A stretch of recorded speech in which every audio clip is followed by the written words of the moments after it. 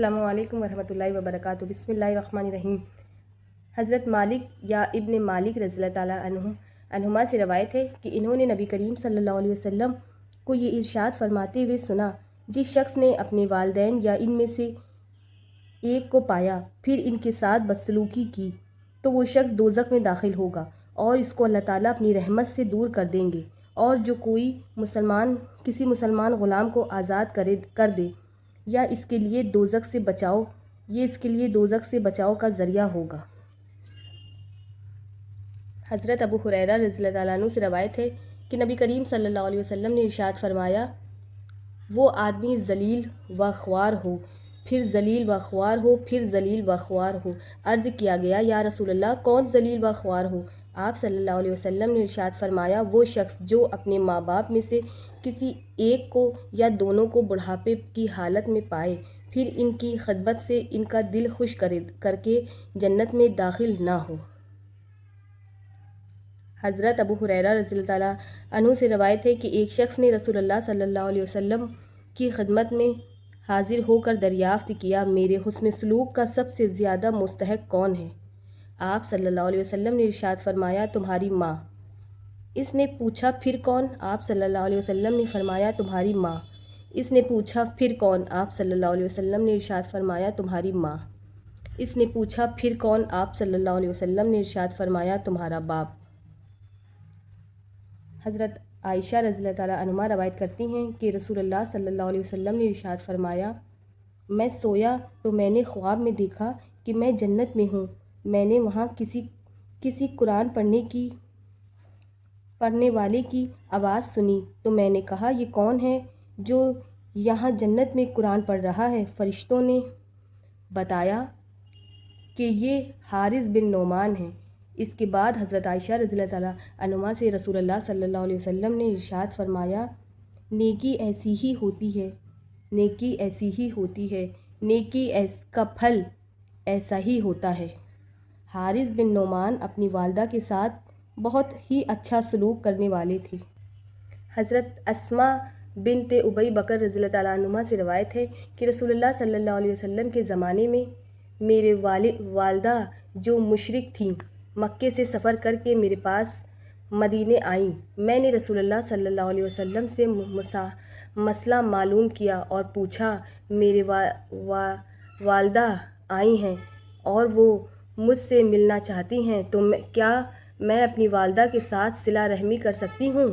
آپ صلی اللہ علیہ وسلم نے ارشاد فرمایا، ہاں، اپنی والدہ کے ساتھ صلہ رحمی کرو۔ حضرت عائشہ رضی اللہ تعالیٰ عنہا سے روایت ہے فرماتی ہیں کہ میں نے عرض کیا، یا رسول اللہ، عورت پر سب سے زیادہ حق کس کا ہے؟ آپ صلی اللہ علیہ وسلم نے ارشاد فرمایا، اس کے شوہر کا ہے۔ میں نے دریافت کیا کہ مرد پر سب سے زیادہ حق کس کا ہے؟ آپ صلی اللہ علیہ وسلم نے ارشاد فرمایا، اس کی ماں کا ہے۔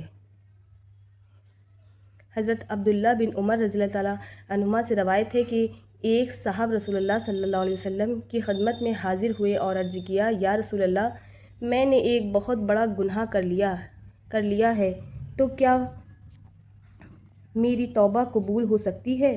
آپ صلی اللہ علیہ وسلم نے ارشاد فرمایا، کیا تمہاری ماں زندہ ہے؟ انہوں نے عرض کیا، نہیں۔ آپ صلی اللہ علیہ وسلم نے ارشاد فرمایا، کیا تمہاری کوئی خالہ ہے؟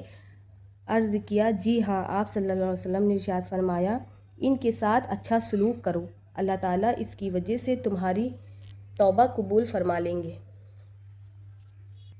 حضرت ابو امامہ رضی اللہ تعالیٰ عنہ روایت کرتے ہیں کہ رسول اللہ صلی اللہ علیہ وسلم نے ارشاد فرمایا، نیکیوں کا کرنا بڑی موت سے بچا لیتا ہے، چھپ کر صدقہ کر دینا اللہ تعالیٰ کے غصے کو ٹھنڈا کر دیتا ہے، اور صلہ رحمی یعنی رشتہ داروں کے ساتھ اچھا سلوک کرنا عمر کو بڑھا دیتا ہے۔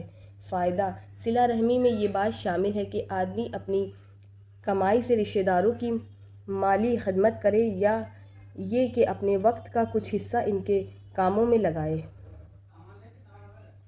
حضرت ابو ہریرہ رضی اللہ تعالیٰ عنہ سے روایت ہے کہ نبی کریم صلی اللہ علیہ وسلم نے ارشاد فرمایا، جو شخص اللہ تعالیٰ پر اور آخرت کے دن پر ایمان رکھتا ہے، اس کو چاہیے کہ اپنے مہمان کا اکرام کرے۔ جو شخص اللہ تعالیٰ پر اور آخرت کے دن پر ایمان رکھتا ہے، اس کو چاہیے کہ وہ صلہ رحمی کرے، یعنی رشتہ داروں کے ساتھ اچھا سلوک کرے۔ جو شخص اللہ تعالیٰ پر اور آخرت کے دن پر ایمان رکھتا ہے اس کو چاہیے کہ بھلائی کی بات کرے ورنہ خاموش رہے۔ حضرت انس بن مالک رضی اللہ تعالیٰ عنہ سے روایت ہے کہ رسول اللہ صلی اللہ علیہ وسلم نے ارشاد فرمایا، جو شخص یہ چاہے کہ اس کے رزق میں فراخی کی جائے اور اس کی عمر درازی کی جائے، اس کو چاہیے کہ اپنے رشتہ داروں کے ساتھ صلہ رحمی کرے۔ حضرت سعید بن زید رضی اللہ تعالیٰ عنہ سے روایت ہے کہ نبی کریم صلی اللہ علیہ وسلم نے ارشاد فرمایا، بے شک یہ رحم یعنی رشتہ داری کا حق اللہ تعالیٰ کے نام رحمان سے لیا گیا ہے، یعنی یہ رشتہ داری رحمان کی رحمت کی ایک شاخ ہے، جو اس رشتہ داری کو توڑے گا اللہ تعالیٰ اس پر جنت حرام کر دیں گے۔ حضرت عبداللہ بن عمر رضی اللہ تعالیٰ عنہما سے روایت ہے کہ نبی کریم صلی اللہ علیہ وسلم نے ارشاد فرمایا، وہ شخص صلہ رحمی کرنے والا نہیں ہے جو برابری کا معاملہ کرے، یعنی دوسرے کے اچھے برتاؤ کرنے پر اس سے اچھا برتاؤ کرے، بلکہ صلہ رحمی کرنے والا تو وہ ہے جو دوسرے کے قطع رحمی کرنے پر بھی اچھا صلہ رحمی کرے۔